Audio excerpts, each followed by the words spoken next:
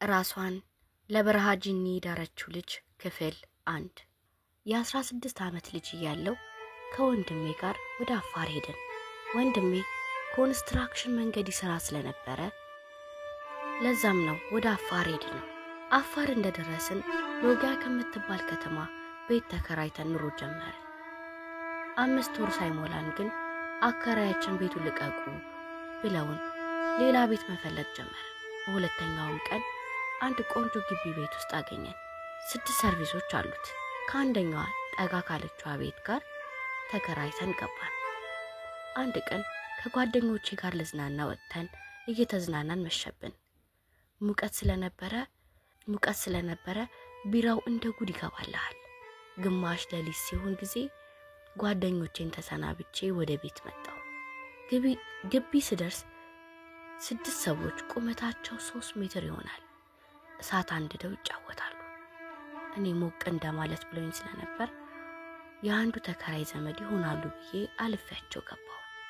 አፋር በጣም ሙቀት በመሆኑ ሁሉም የሚተኛው በረንዳ ላይ ነው። እኔም ፍራሼን አውጥቼ ከነሱ ፊት ለፊት አንጥፌ ተኛሁ። ጠዋት ስነሳ ግን እነዛ የሚያማምሩ ወንዶች የሉ። እሳት ሲነድበት የነበረውን ቦታ ሄድኩ። ምንም አመድ የለም። ደነገጥኩኝ። ራሴን መጠራጠርም ጀመርኩ። ለማንም አላወራውም። ማታ ግን የተፈጠረው ነገር እያንዳንዷን አስታውሳለሁ።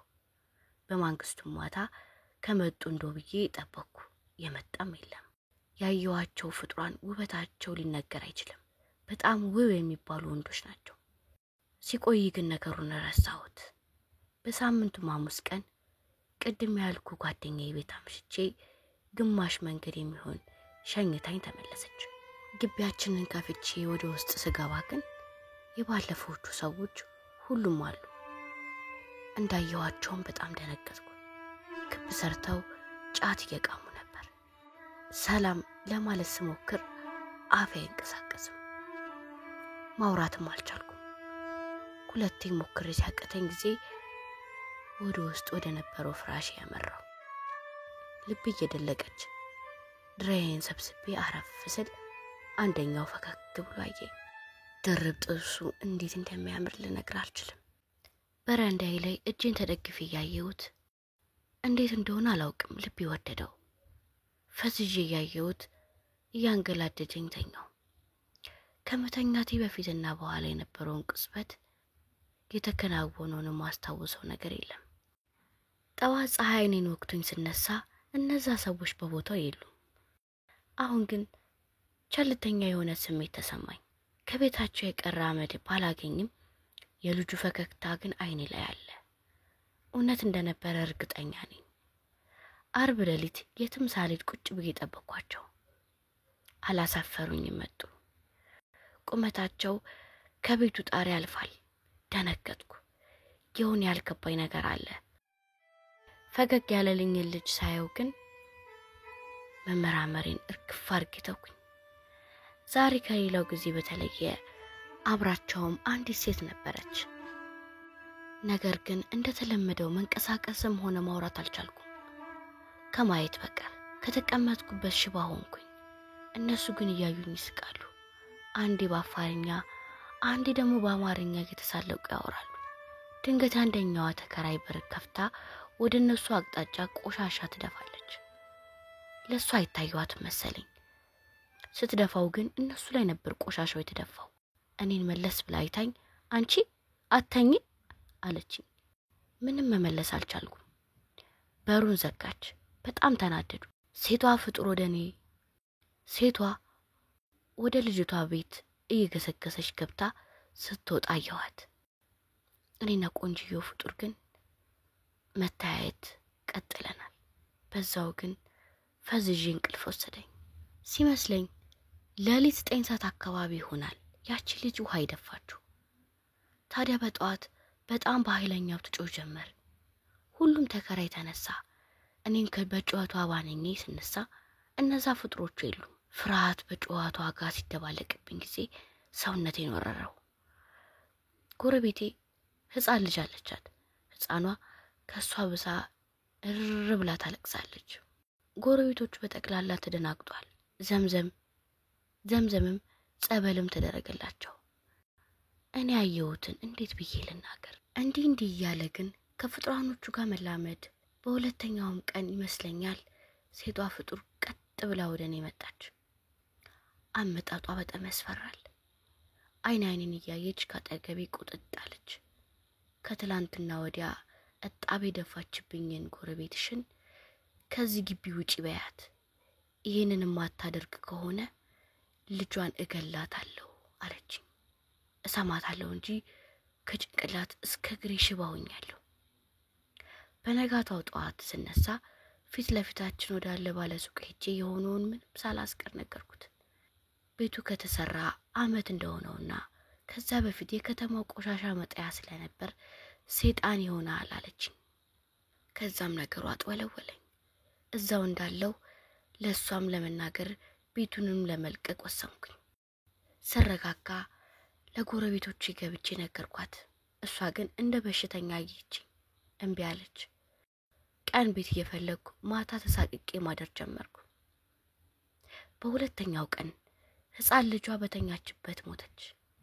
የሚገርም ነው። ለኔ ስም ወጣልኝ። እንደ ሟርተኛ የግቢው ሰው ሁሉ ሸሸኝ። የቀብሩ ዕለት ማታ በተኛሁበት ቤት ውስጥ እንደ ሰመመን አርጎኝ ስባንን እነዛ ሰይጣኖቹ ተከታትለው ወደኔ መጡ። ፈገግተኛው ሰይጣን አለልምዱ ልክ አልነበረም። አይኑ ደም ለብሶ ከዚህ ቤት የለቀቅሽ እንደሆነ መቃብርሽን ትምሻለሽ አለኝ። አንድ ያመነኝ እሱ ባለ ሱቅ ስለነበር ጠዋት ወደሱ ሄድኩኝ።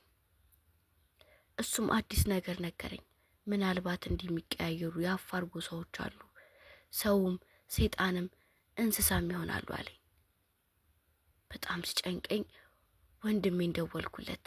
እሱ ግን ቀልዱብኝ እንድረጋጋ ነግሮኝ ዘጋው። ከሐሳቤ ጋር እየተሟገቱ ቁርስ ልበላ ማታ ላይ ወደ ምግብ ቤት ስገባ ማታ የሚያየኝ ሰይጣን ሌላ ወንበር ላይ ተቀምጧል። ደነገጥኩኝ። በድፍረት ወደ እኔ መጥቶ ሰላም አለኝ። እንደወደደኝና መተዋወቅ እንደሚፈልግ እሱም ለሎጊያ አዲስ እንደሆነ ምናምን አወራኝ። የአይኔ ወዳጅ በቀን ካገኘሁት በኋላ ለሊት የሚመጡት ነገር ቀረ። የሱ ነገር መቅረቱ ከጭንቀት ስላገላገለኝ በቀን እየደጋገምን መገናኘት ጀመርን። እየተግባባን መጣንና እቤት የምታምር ድመት መጣች። ሳያት ደስ አለኝ። በተፈጠረው ሁነት ከግቢ ሰዎች ጋር ስለማላወራ ጓደኛ ያገኘው መሰለኝ። ልጁም ሁሉም ነገሬን ተቆጣጥሮታል። በቃ ወድጄዋለሁ። የሆነ ነገር ግን ግራ ይገባኝ ጀመር። እሱ ወደ ቤት ከመጣ ድመቷ ጭራሽ ትጠፋለች። እሱ እግሩ ሲወጣ ጠብቃ ደግሞ ትመጣለች። ወንድሜ ካዋሽ ሲመጣ ልነግረው ፈልጌ ነገሩን እንዳያጣጣልብኝ ፈርቼ ተውኩት። እየተጫወትን አመሸን። የቤቱ ሙቀት አይደለም ለሁለት ለብቻ ራሱ አያስተኛም። በረንዳ ላይ ፍራሽን አንጥፌ ልተኛ ስዘጋጅ ያልኩ ድመት መታ የወንድሜን እግር መዋጨር ጀመረች። በእግሩ ሲመታት እየገዘፈች መጣች። በመታት ቁጥር ወደ ትልቅ አውሬ የሆነች ስትመጣ ጮህን። ጎረቤት ተሰብስቦ አነር አነር እያለ አባረራት። ካባረራት በኋላ ጥሩምባ ተነፋ። ለምን አትለኝም? እንቅልፍ እንዳተኙ በጣም ሙቀት አለ ተብሎ። እንደዚህ ተብሎ ከተኛክ ሙቀቱ አፍኑ ይገላል። ይሄና የቅድሙ ነገር ሰበብ ሆነና ከግቢው ሰዎች ጋር ተሰበሰብን።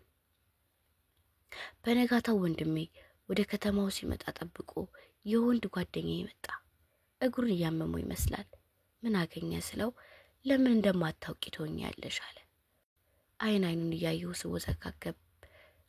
እያየው ስወዘጋገብበት ዥንጉርጉሯ ድመት እኮ እኔ ነኝ አለኝ። አፌ ተንቀጠቀጠና እንደተለመደው ተለጎመ። እሱ ግን ማውራቱን አላቆመም።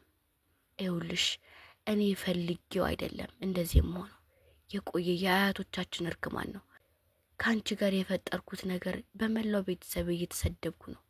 ነገር ግን ከማንም በላይ ወድጄሻለሁ። ምን ማድረግ እንዳለብኝ ራሱ አላውቅም ብሎ ተንሰቀሰቀ። እንደዛ ያለቀሰ እንኳን እኔ ግን እሱን ፈራሁት። ልክ ሲቆጣኝ ግን ፊቱ የሚለዋወጥበት ፍጥረት አታምነው። ወንድምሽ እንዲሞት ትፈልጊያለሽ? ከኔ መለየት ያሰብሽ ቀን እሱ ይሞታል አለኝ። ክፍል 1 በዚህ ተጠናቀቀ። ክፍል 2 የዛሬ ሳምንት አርብ ይለቀቃል። እስከዛው ሰብስክራይብ እና ላይክ በማድረግ ሼር በማድረግ ይከታተሉ።